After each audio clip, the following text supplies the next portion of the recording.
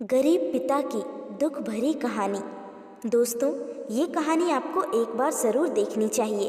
इस कहानी को सुनकर आपकी आंखें नम हो जाएंगी। एक गांव में एक छोटा सा बच्चा था। उसके पिता तो थे, लेकिन माँ की मृत्यु हो गई थी। पिता सारा दिन काम करता और अपने बेटे को पाल पोस कर बड़ा करता है। पिता वो सारे सुख अपने बेटे को देता है जो एक माँ दे सकती थी। उस पिता ने कभी कुछ नहीं मांगा, सिर्फ इतना ही मांगा कि मेरे बेटे को कोई परेशानी ना हो। दिन बीतते गए, बेटा पढ़ लिख कर अच्छा जॉब करने लगता है और वह शहर में जाकर रहने लगता है। कुछ दिन बाद वह अपने पिता से मिलने आता है और कहता है, पापा, मुझे कुछ पैसों की ज़रूरत है। मैं चाहता हूँ कि शहर में ही ज़मीन लेकर अपना घर बना लूँ। पिता इस बात को सुनकर बहुत खुश होता है।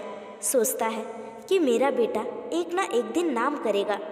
जिंदगी भर की बचाई हुई पूंजी को निकालकर वह अपने बेटे को दे देता है। बेटा शहर चला जाता है और उन पैसों से अपना घर बना लेता है।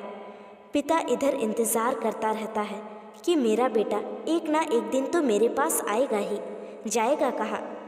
उसके पास अब कोई नहीं जाता था, क्योंकि ना ही अब उस पिता के पास पैसे थे और ना ही रहने की जगह। कुछ दिन बाद बेटा फिर लौट कर आता है और अपने पिता से कहता है, पापा, अब आप दादाजी बनने वाले हैं। पिता को बहुत खुशी होती है। इस बात को सुनकर वह कहते हैं, तू मुझे मेरी बहू और पोता से कब मिलाएगा? बेटा कहता है, बस पापा, थोड़े दिन और।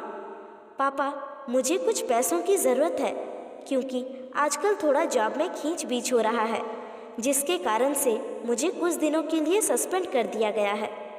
पिता के पास देने के लिए कुछ नहीं रहता है, लेकिन फिर भी वह कहता है, अच्छा बेटा तू रुक, मैं अभी आया कुछ पैसों का बंदोबस्त करके। पिता बाद में महाजन से कुछ पैसे उधार लेकर अपने बेटे को दे देता है और बेटा पैसा लेकर शहर चला जाता है। बरसों गुजर जाते हैं। पिता सोचते हैं कि मैं तो अब दादाजी बन गया हूँगा, मेरा बेटा पता नहीं मेरे नाती को लेकर कब आएगा। फिर सोचने लगते हैं, समय नहीं मिलता होगा, इसलिए मेरा बेटा अभी तक नहीं आया, वरना आया ज़रूर होता। तब तक महाजन 2-3 आदमी को लेकर उस पिता के घर पर आता है और कहता है कि आपके वादे के मुताबिक मैं पूरे 3 महीने बाद आया हूँ अपने पैसे ले जाने। पिता कहते हैं, मेरे पास पैसे नहीं हैं देने के लिए।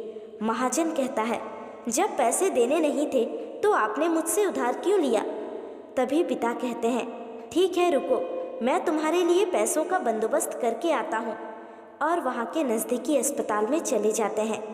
वहाँ जाकर अपना ब्लड डोनेट करते हैं और अपनी एक किडनी बेच देते हैं और उस महाजन का कर्ज चुका देते हैं।